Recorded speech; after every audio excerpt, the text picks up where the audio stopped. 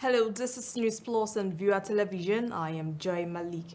Now, the Socio-Economic Right and Accountability Project has asked the Federal High Court in Abuja to compel President Muhammadu Buhari to ensure the arrest of security operatives involved in the shooting of peaceful NSAS protesters at the Lekki tollgates and police brutality cases.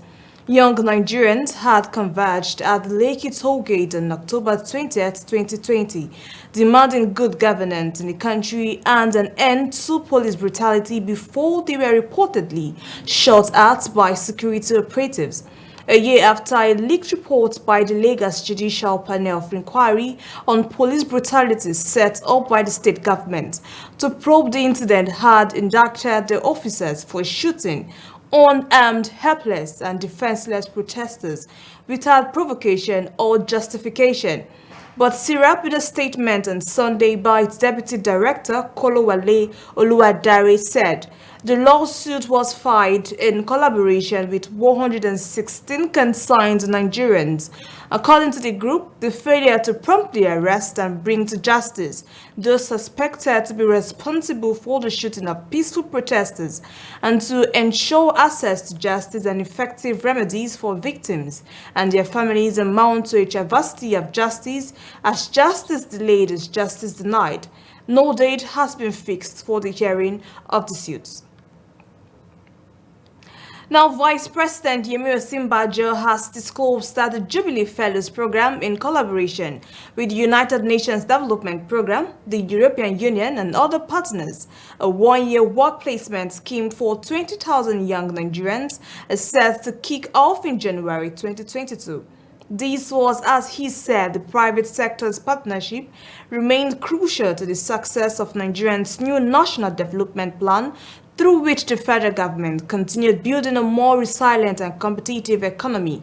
Now, Simbaja said these are the 2021 Presidential Policy Dialogue of the Lagos Chamber of Commerce and Industry, while highlighting the federal government's interventions in reducing the country's youth unemployment gap through job initiatives. The Vice President mentioned the Empower scheme, where up to 1.5 million young Nigerians were recruited over 2 cohorts, and the Jubilee Fellows Program in collaboration with the United Nations Development Program, the European Union, and other partners. He said the one-year work placement scheme for 20,000 young Nigerians is set to kick off in January 2022.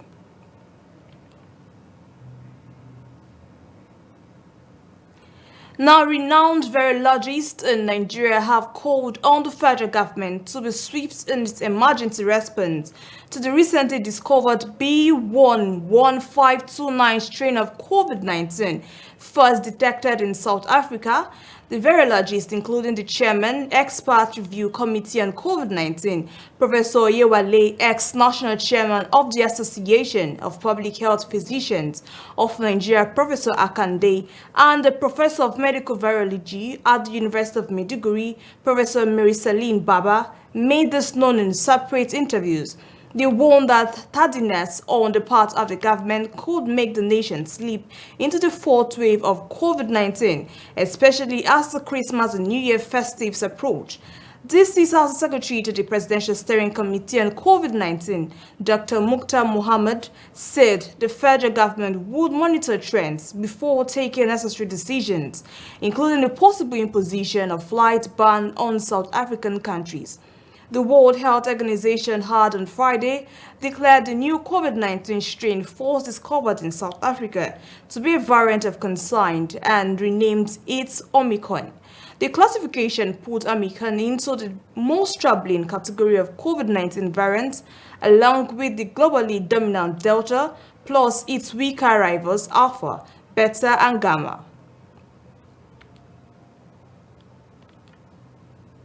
Now, authorities of the Nigerian Federal Capital Territory Administration has pledged its support to ensure the success of the activities that would mark the 2022 Armed Forces Remembrance Day celebrations. The ST Minister Mohammed Bello made the pledge while receiving a delegation from the Nigerian Legion in his office. The minister also assured the delegation that the administration will make increased donations towards the welfare of the veterans and widows of the departed heroes in the armed forces as a mark of appreciation for their sacrifice. Now, the minister, who was also decorated with the 2022 Armed Forces Remembrance Day emblem during the visit, also acclaimed the long-standing relationship between the Legion and the FCT administration, saying that their working relationship has helped in the timely management of emergency situations. Earlier, the leader of the delegation and national chairman of the Legion, Major General Abdul Malik Jibril, said the Legion has been mandated by President Muhammadu Buhari to solicit for the support and cooperation of well-meaning Nigerians in order to keep alive memories of the sacrifices made by the departed heroes in the Nigerian Armed Forces. Now let's take it to Borno State, where Governor Babangana Zulum of Borno has said his administration was planning to support 10,000 irrigation farmers in 2022. Now, Zulum made this known while addressing some of the 1,750 farmers who benefited from the 2021 dry season farming input on Sunday in Shani, Bayu, and Hawol local government area of the state. In his remarks, Inuwa Kubo, Chairman Borno Mega Farm Committee, said that beneficiaries for the 2021 farming season were provided fertilizers, water pumps, and agrochemicals, as well as maize and rice seeds. Now, Kubo said that very soon the committee would commence registration of wheat farmers for government support. He urged farmers in the state to exploit the big opportunity provided by irrigation farming.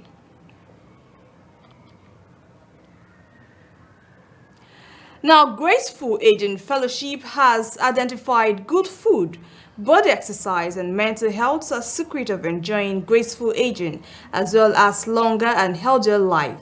Ezia Joku, International Coordinator of GRAF, said this on Saturday in Abuja at the 12th anniversary of the fellowship. According to him, healthy aging is a personal choice that must be made by each individual. The GRAF leader, who said that the secret of aging were embedded in lifestyles of the three dimensions of man, identified them as body, soul, and spirit. He emphasized the need for people, both old and young, to make the choices that would guarantee long and healthy lives for them. Earlier, chairman of the occasion, Major General Chris Goruba, thanked the GRAF for the successful milestone. According to reports, the fellowship was founded 12 years ago by Senator Ezia Juku to help people, both young and old, attain old age and good health.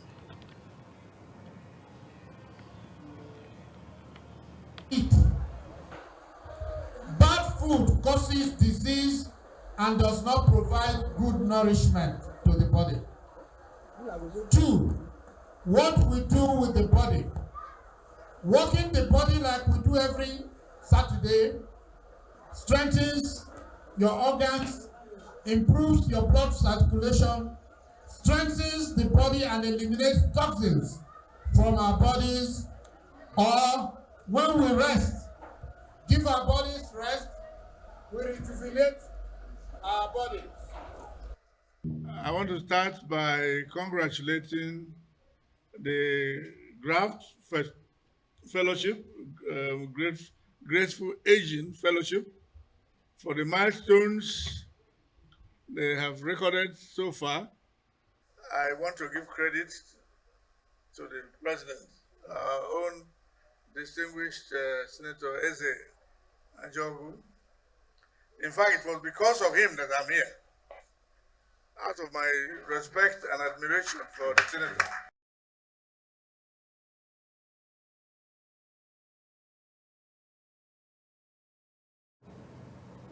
Now let's go on a quick break, and when we return, News Plus continues.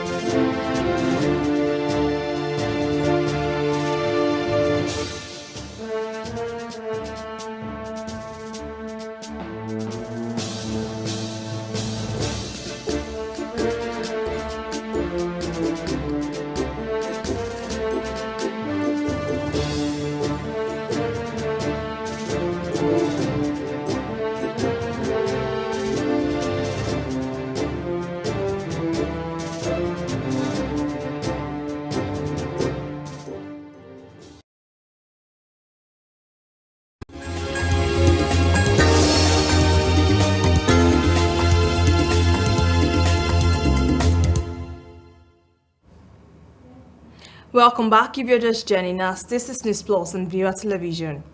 And let's take you to Taraba State, where the Taraba State Governor, Darius Ishaku, has approved the employment of over 3,000 teachers in the state. The governor made the disclosure while addressing the congregation of the Christian Reformed Church, Nigeria in Lufu, Takum local government area. He said processes for their documentation was already on ground, calling on them to be calm and give their best in their areas of assignment. Now, Governor Darius Ishaku also tasked the newly elected president of the CRCN, Isaiah Jirape, to ensure that people at the grassroots are empowered, educated, and improved on the health needs of the people. Still in Taraba State, Governor Darius Ishaku has advocated an end to gender-based violence in Taraba State, represented by the Secretary to the Taraba State Government, Anthony Jalasin. The governor said this while receiving women groups at the government house Jalingo. The report. Governor Darius remarks that collaborative efforts should be in place to put an end to all forms of abuses against women and children. The governor said he has given assent to the Violence Against Persons Prohibition 2021 bill into law to enable justice take its course on violators. They have come on campaign to ask those who are doing that to stop, not to reduce, but to stop completely. In fact, I will add again that heavier punishment await any person or group of persons that are found doing that. Elia, wife of the governor Anna Darius, who leads women groups and partners of Hope Afresh Foundation Taraba State, said the visit is on flagging up the 16-day activism against gender-based violence in the state. She expressed delight that with the governor's assent for VAPP Act into law, Taraba is now among the 30 states that have domesticated the law. We want to see people educated on this issue. We want to see people get involved and fight and say something against this. We want to see the security getting up, investigating these reports timely. We want to see the Ministry of Justice prosecuting this issue. We want to see the judiciary giving quick justice. Commenting, Commissioner for Women Affairs and Child Development, Hawa Kwena, appreciated the governor's wife, women group, and CSOs for championing the cause of women and children rights in the state. In her comment, Northeast Vice President, Nigeria Association of Women Journalists, Nawatch Dorcas Philemon, expressed dismay about increasing cases of gender-based violence, GBV, assuring that women journalists will ensure effective coverage with a view to exposing the ugly trend. As you can see from the theme of the year, is talking about stop violence against women now. It's a command, and the society has taken it upon himself to create awareness, to sensitize women, and to speak to women down to the grassroots that they should not just keep silent about it. If it is happening around them, they should open their mouth and talk. On his part, State Chairman Coalition for Civil Societies Organizations, CSOs, Gimba Joseph said men should be carried along in the observation of activism's events to support the campaign on ending gender-based violence. The civil society organization has been in the front line campaigning against violence against women and girls. And wherever we have a case or a case of such is recorded, what we do mostly is that of advocacy and then that of support of the survivor. And then we see to it that the perpetrator is brought to book, despite the fact that there are other forces that is militating against our effort. 25th of November is set aside to commemorate International Day of Elimination of Violence Against Women. Linda Guana, Viewer TV News, Jalingo. Governor Darius Ishaku of Taraba State has pledged the commitment of his administration to support Nigeria for Women program of the World Bank. The governor, who made this pledge when his group paid him a courtesy visit at the government house Jalingo, said his administration has done a lot to improve the lives of women in the states. The reports. Governor Shaku says his administration has trained women in various skills, including his wife's paid program Up Afresh Taraba. Governor Darius assures them of his full support to enable them succeed in the task ahead of them. The governor thanks them for donating 3 Toyota Hilux vehicles and 18-seater Hiace bus to the state for the program. Interested in the women program because we have done ours here. And the success rate with the women is much, much higher. They give all to do what they have put their heart on. Commenting, Permanent Secretary Ministry of Women Affairs and Child Development, Samuel Lawyer, disclosed that the program is spread across 3 geopolitical zones of the state, which include Zing, Bali, and Takum. He said the program was designed to support and improve the livelihood of women in some targeted areas of the country. It is the duty of this federal government of Nigeria to pay a visit in all the 6 implementing states to assist the progress of the implementation of Nigerian for Women projects and also to advise where necessary. On his part, Projects Coordinator Isaac Fini Yarafa of the program said they have trained 1,982 women affinity groups across the 3 implementing local government areas, which has over 45,000 members. Our plans are out of the 1,982 women affinity groups that have been formed. 920 of them, of these groups, will be due for grant by January if their business plan scales through. The coordinator employed the women to be calm as they would be due for a grant of 60,000 naira each by January next year if their business plan scales through. Nigeria for Women project of the World Bank with support from the Federal Ministry of Finance and Women Affairs was established to support women through social capital, livelihood, innovation project management and earnings. Linda Guana, Viewer TV News, Jalingo. Now, youth unemployment rate in Nigeria increased to 53.40% in the fourth quarter of 2020 from 40 to 80% in the second quarter of 2020. Now, despite these and the debilitating business climate in Nigeria, thousands of young people continue to strive as entrepreneurs by sheer grit and persistence. Such is the story of a young man who is defying all the odds by sticking to the business of making shoes in Nigeria's capital city, Abuja.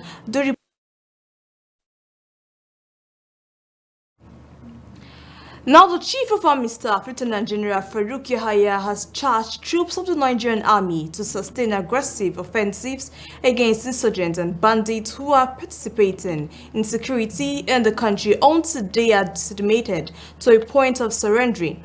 Now, the Chief of Army Staff gave the charge while on an operational visit to 23 Brigade Yola, where he received a brief on the security situation and the activities of the brigade by the commander, Brigadier General Aminu Garba.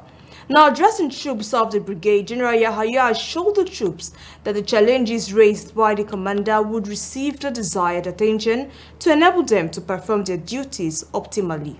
A statement by the Director, Army Public Relations, Brigadier General Yema Wanchuku, said the Chief of Army Staff stressed the need for the troops to consistently train and bring their combat experiences to bear in decisively tackling an adversaries. Now, during the visit, the Chief of Army Staff commissioned 2 blocks of soldiers' accommodations in line with his commitments to improve personnel's welfare and boost troops' morale. He urged them to maintain the facilities and put them to good use. Now, India has said that it remains determined to continue to work closely with Nigeria in the fight against global terrorism. Abba Takul, High Commissioner of India to Nigeria, said this in his virtual address at the commemoration of the 13th anniversary in honor of survivors and families of the 26/11 Mumbai terrorist attack. The event was organized by the Afro-Asia Initiative for Community Development on Saturday night in Abuja.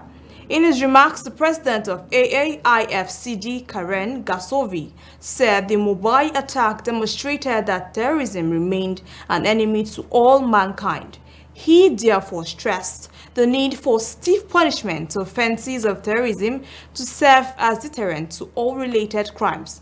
The event featured video presentation of the Mumbai terrorist attack, pictographs of relics of the attack and remarks by distinguished participants.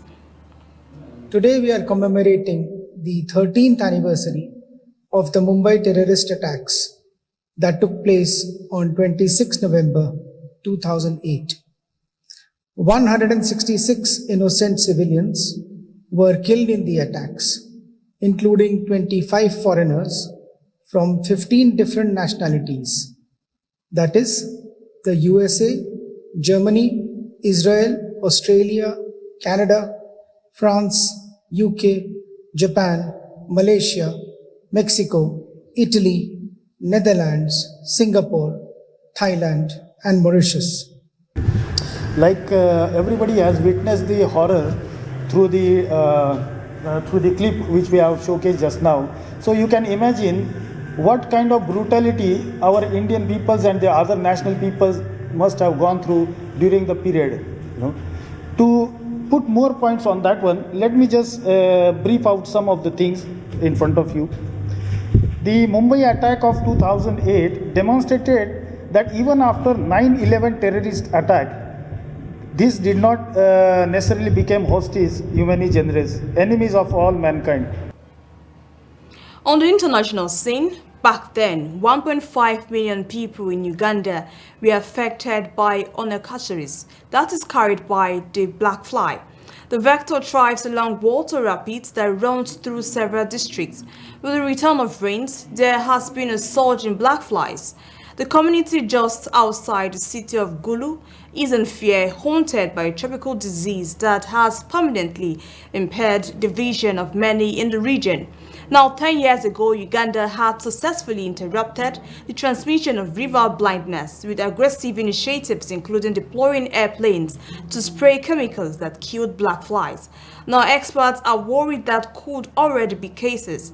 Even worse, scientists have suggested black flies may be the cause of nodding syndrome, but available data is not conclusive. Villagers who inherently depend on this river must find ways of avoiding the deadly bites.